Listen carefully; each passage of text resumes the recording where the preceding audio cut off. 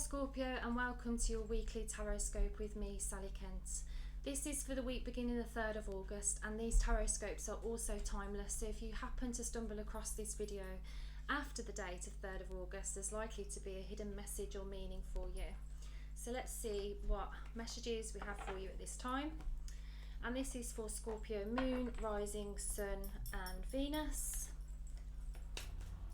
So let's have a little look. Scorpio, please.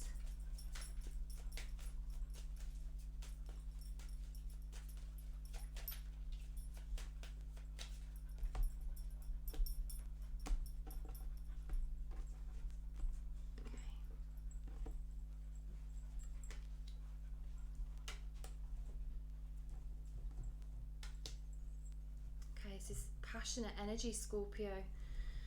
So the first three cards we've got is the Queen of Wands, the Eight of Cups and the Lovers. Very passionate energy, but also a surrendering to letting go of things that aren't serving you. That's an overview, but let's have a go a bit deeper and let's see. So you're getting in touch with what it is that really stirs you and what it is that, you know, makes you excited. Okay, I actually feel like there's a resurgence of passion between you and a partner, Scorpio. So if you're connected, if you're in a union, a relationship, you're likely to find that this week is infused with passion and an increase in mojo and an increase in chemistry and sexual connection, but also a deepening of romance too. It's actually a very romantic spread. You've got the Knight of Cups, the Lovers, and you've got the King and the Queen of Wands, so it's very coupled energy along with the most romantic card of the deck. We have got two tricky energy cards here. We've got the Eight of Cups and the Seven of Wands. So this suggests to me that you are letting go of something emotionally that you know isn't serving you anymore. So it could be a particular grudge.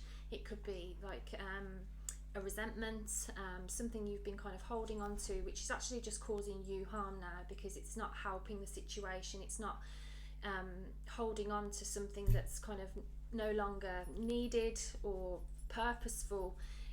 Letting go of that is going to free up a lot of energy, and which I feel if you can really let go of those things at this time, you'll find that your sexuality and your creativity and your energy levels will be enhanced and will increase at this time.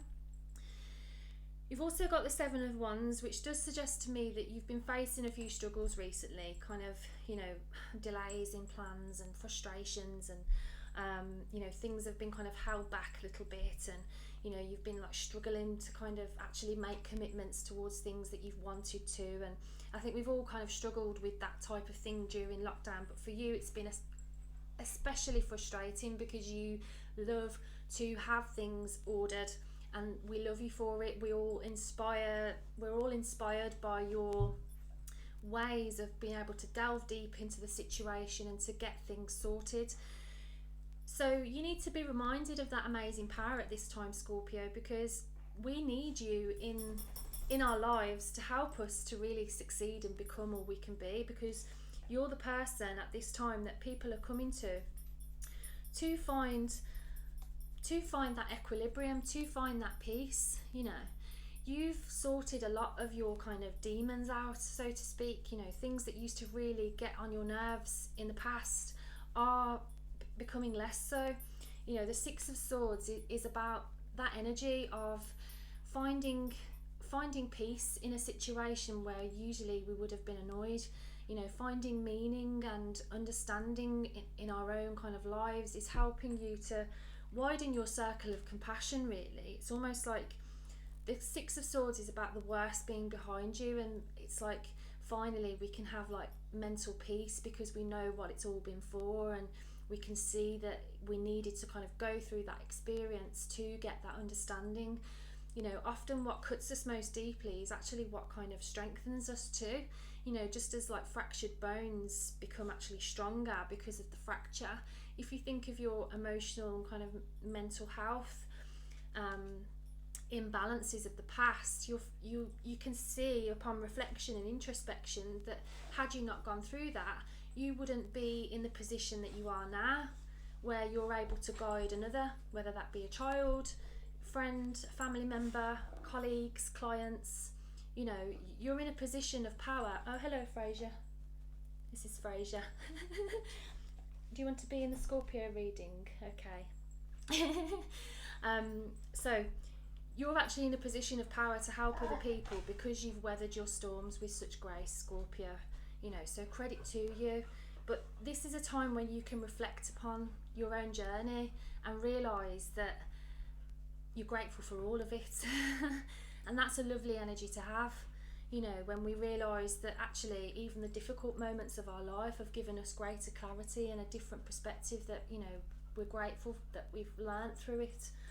You know, I can't remember the actual correct term now, but there's a practice in Japan that when some of the crockery is broken, that they repair it with gold, because they believe and practice that it's where it's broken that the most beauty comes in. And I can, you know, vouch for that philosophy, because I feel that my most painful, traumatic experiences in my life have helped deepen me to a level of compassion that helps me to do what I do for a living now. So I can see that my most painful experience in my life was kind of given to me as a gift to be able to help others relate on a deep level that, you know, I experience. So you're going through something quite profound at this time, Scorpio, where you're realising new things about yourself, and it feels good. You know, when a Scorpio likes themselves, when a Scorpio has confidence, God, you kind of command respect as soon as you walk in the room anyway.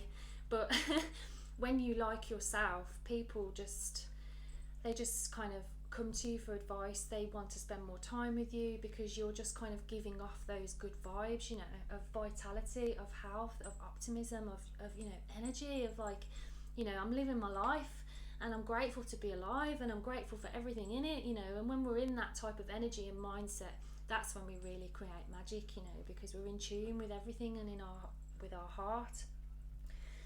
For those of you that are wanting to deepen a connection with a lover, this is likely to happen at this time. You know, the Knight of Cups is the most romantic card of the deck, so this does suggest a deepening of romance, whether you're single or coupled. But usually the Knight of Cups signifies an offer being made. So for those of you that are single and looking for love, you're likely to receive an offer of some kind, which seems exciting and likely will be. You know, the Knight of Cups is a very lofty, uplifting energy where we're kind of transported. It can be likened to hearing a beautiful piece of music. It just kind of like transports our soul. And that's kind of what you can expect from another at this time, because your romance is deepening. You're looking at life in a sweeter and deeper way, Scorpio. And you know, Scorpios are meant to go deep, deep, deep into the ocean. So you have the capacity to feel the deepest.